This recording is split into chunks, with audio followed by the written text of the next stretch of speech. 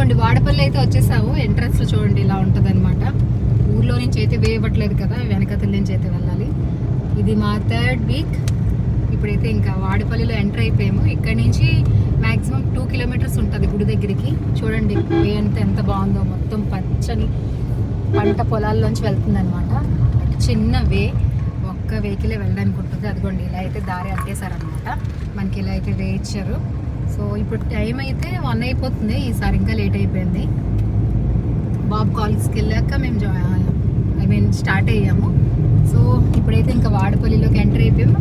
ప్రదక్షిణాలు చేసుకొని గుడి బయటికి వచ్చినప్పుడు మళ్ళీ మీకు షేర్ చేస్తాను ఎంత టైం అయింది ఏంటని.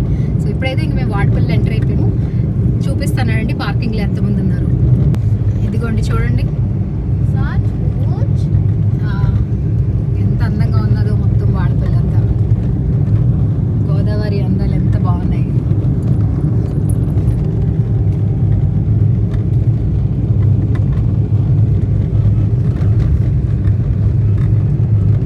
పువ్వులు అడుగుతున్నాము.